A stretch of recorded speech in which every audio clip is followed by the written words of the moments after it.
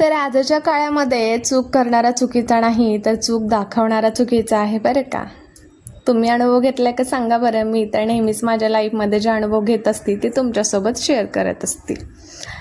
Hi hello family, मी पूजा lifestyle working blog YouTube चॅनलमध्ये तुमचं पुन्हा एकदा खूप खूप स्वागत आहे तुमचं पुन्हा एकदा माझ्या एका नवीन ब्लॉगमध्ये. Good morning. तर मॉर्निंग म्हटलं की पहिल्यांदा किचनमध्ये गेलं की अगोदर चहा बनवावा लागतो. तुम्हाला पण बनवावा लागतो का सांगा बरं. माझं काय असं डेली ठरलेलं नसतं चहाच वगैरे बनवायचा म्हणून, डायरेक्टली स्वयंपाक किंवा नाश्त्याचीच तयारी असते. पण कधी कधी चहा बनवते. तर आज असंच काहीतरी दिवस होता, चहा बिस्किटपासून सुरू करायचा दिवस होता बरं का. कारण आज निवांत असा दिवस होता. निवांत म्हटलं की कसं चहा अगोदर असतो, मग नाश्ता स्वयंपाक वगैरे या सगळ्या गोष्टी स्लोली चालत असतात. असाच आमचा दिवस होता. श्री स्वामी समर्थ. तर चला मग सगळ्यांसाठी मस्त असा इकडे चहा बनवला. चहासोबत मला मारीगोल्ड किंवा क्रॅकजॅक हेच 2 बिस्किट आवडत असतात. पण आज माझ्या आवडीचं एकही बिस्किट माझ्याकडे नव्हतं आणि मला खूप क्रेविंग होत होती चहासोबत बिस्किट घ्यायची. खूप सारा मूड ऑफ झाला. सगळे डबे वगैरे इकडे उलटा पालटा करून झाले, पण मला माझं फेवरेट कुठेच बिस्किट भेटलं नाही बरं का. मग काय घेतलं हेच, दुसरं काय करायचं आता. कधी कधी ॲडजस्टमेंट करावीच लागते आणि ॲडजस्टमेंटच्या गोष्टीमध्ये जरा मला जास्तच हे आहे असं वाटतं. ज्या गोष्टीसाठी आज निवांत वेळ काढला होता त्यासाठी निवांत म्हणजे पूर्ण इव्हनिंगच झाली बरं का. घराच्या बाहेर निघायला 4 ते 5 वाजलेले होते. त्याच्यानंतरचे जास्तही वाजले होते म्हटलं तरी चालेल. दिवस घरातच गेला, कामामध्येच गेला. घरातली सगळं काही कामं झाली आणि निवांत वेळात ज्या गोष्टीसाठी काढला होता त्या वेळेसाठी बाहेर निघायला खूपच उशीर झाला. मग काही निघालोत बाहेर. ऊन तर पडलेलं नव्हतं बिलकुल, पण ऊन इतकं म्हणजे गरम वाफा वगैरे इतक्या लागत होता ना, असं वाटलं आता 4-5 वाजलेत, ऊन कमी झाले तर बाहेर जाऊयात. कशाचं काय, बाहेर गेल्यानंतर थंड वारं यायचं कुठे गेलं की जसं वाटत होतं ना कूलरच लावलाय समोर आणि कूलरमधून कसं थंडगार असं हवा येते ना, तसं इथं गरम गरम हवा यायली होती. राज म्हणत होता, मम्मा समोर आपलं काय फॅन लावून ठेवला आहे का कूलर लावून ठेवला आहे. खूप दूर असा आवाज येतो जसं काय फॅन आणि कूलरच लावलेला आहे. कारण आम्ही गाडीवरती होतो ना आणि वारंसुद्धा खूप गरम येत होतं बरं का. असं तुमच्यासोबत पण होतं का, ऊन कमी झाले म्हणून बाहेर गेलात आणि परत उन्हाचाच त्रास झाला. बाहेर आलं गाडीवरती की एकच प्रॉब्लेम असतो, पेट्रोल टाकलं आहे का, किती दूर जायचं आहे आणि पेट्रोल टाकायचं आहे का. मला तर खूप चिड येते बरं का असं पेट्रोल पंपावरती कधी पण थांबायला. पण काय करावं, पेट्रोलशिवाय गाडी चालत नाही ना. मग शेवटी बसावंच लागतं कुठेतरी, थोडासा वेट करावाच लागतो. तर असंच वेट आम्ही इथे करत होतो. किती छान असं फुले लागलेले आहेत बरं का. राजला इकडे मस्त दाखवत होती पिंक येलो वगैरे, आणि किती छान असं तिथे थोडंसंच गार्डन होतं पण त्याला फुलं लागल्यामुळे आणखीन छान असं वाटत होतं. तर मी आणि राज इथे वेट करत होतो. पेट्रोल टाकून गाडी येत होती तोपर्यंत. तर ज्या कामासाठी मला बाहेर पडायचं होतं ना, तर तिथे थोडंसं उजेड असताना जायचं होतं. पण मला वाजले होते 5-6 इकडेच. काही नाही, दुसरं काही जास्त नव्हतं, फक्त मला तिथे जाऊन यायचं होतं आणि काही गोष्ट होती ते पाहायची होती. तर मग काही ते जायला उशीर झाला. गेलो, जास्त काही नाही आम्हाला तिथे 10-15 मिनटं लागले. वेट अँड वॉच केलं, थोडंसं झालं मग माझं ते काम आणि आलोत. काय काम मी तुम्हाला सांगता येणार नाही आहे, पण मला एक कमेंट आलेली होती. आता मी तुम्हाला कमेंटबद्दल सांगत आहे बरं का.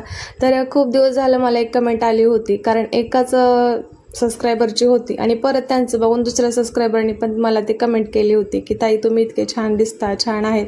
तर सतत तुम्ही छान राहत नाहीत, म्हणजे सतत स्वतःला रेडी करून वगैरे ठेवत नाहीत. पण नेमकं काय होतं सांगू का, माझ्या धावपळीचा दिवस सुरू असतो.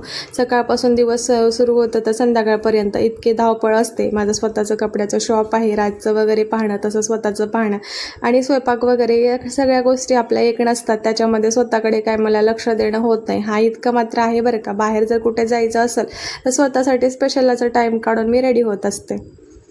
आणि ताई तुमची तब्येत पण खराब आहे, तब्येतीकडे पण लक्ष द्या आणि थोडंसं स्वतःला चांगलं ठेवा, कारण तुम्ही खूप छान दिसता. तर थँक्यू सो मच त्या कमेंटसाठी आणि इतक्या काळजीसाठी.